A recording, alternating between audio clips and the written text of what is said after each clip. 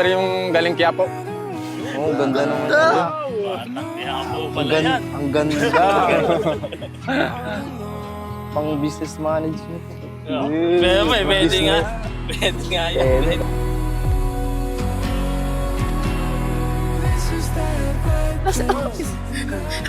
Chismisan. Grabe. Ay, hindi na makalangsa eh.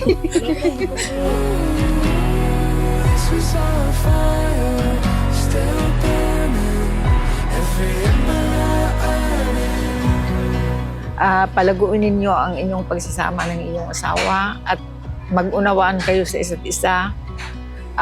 Ano man problema ninyo ay pwede ninyong ilapit kay Jesus para bigyan kayo ng kalutasan sa inyong mga problema sa buhay.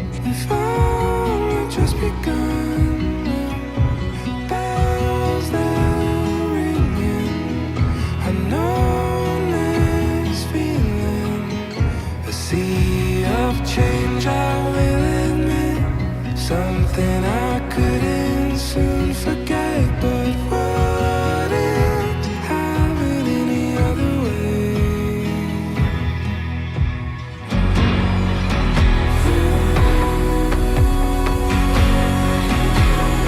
This is that right place and that right time, standing on the front lines.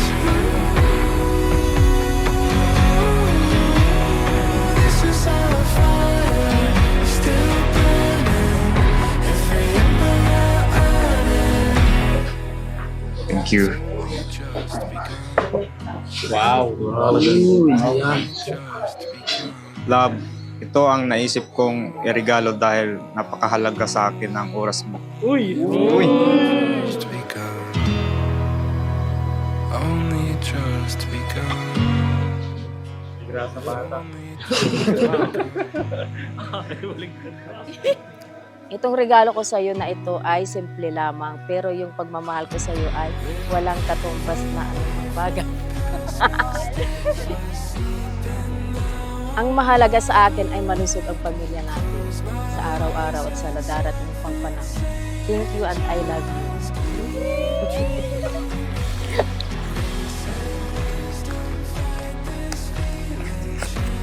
Ang taray.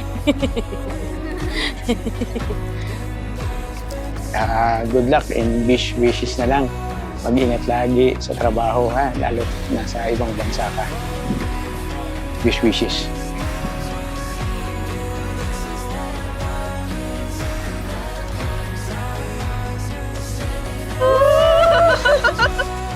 Gawat ni Sarah kaya mo yun.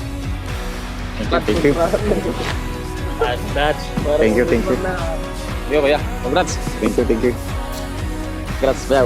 Thank you, thank you. Alright, thank you. Congrats, Thank you, thank you, thank you. Pasensya na ta kami ha, malayo. Sana maging mabuti ang pamilya mo, hindi kayo magkawatak-watak. Congratulations na sa kasal mo. Wish na magiging successful lahat sa hanggang sa mga susunod na taon at buong pamilya mo. Be a good wife and anumang pagsubok ang dumating sa inyong dalawa ni Michael ay kayong dalawa yung makaka-resolve lang at stay sa paniniwala sa Panginoon. Maging loyal sa asawa at huwag puro tama. Dapat maging mali din. Best wishes, sister. Masaya ako at ikinasal ka na.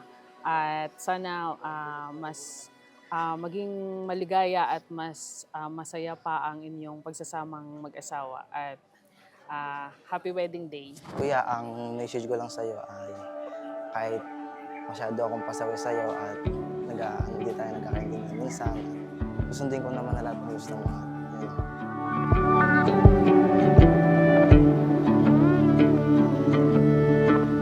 These are the moments that hold us together, that will be remembered for the rest of our lives.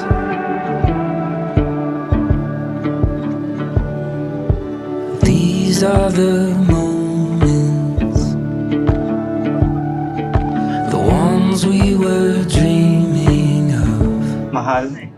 sa araw na ito, nakikita ko na sobrang ganda mo.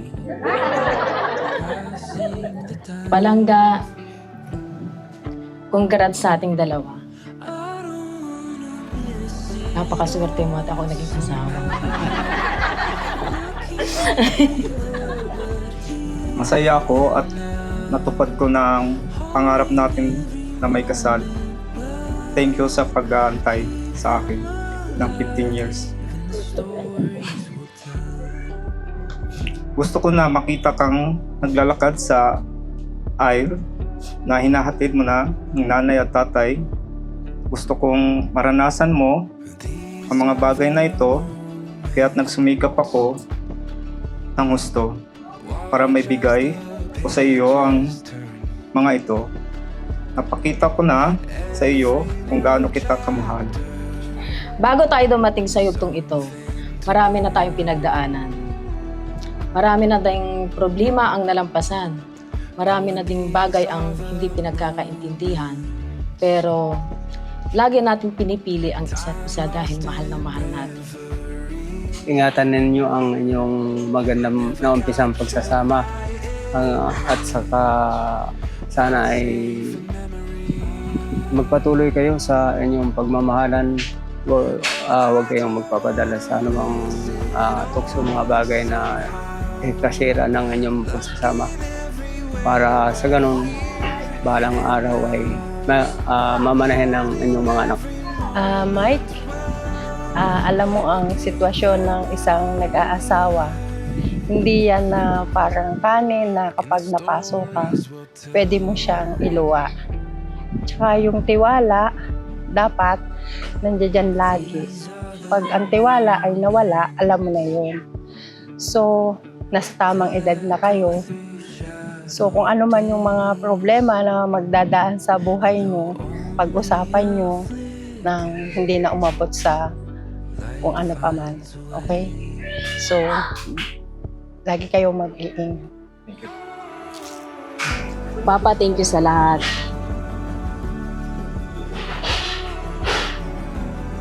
Sa sakripisyo niyo para matupad ko itong pangarap. Salamat, Mama, sa maraming taon na pag-uunawa sa amin.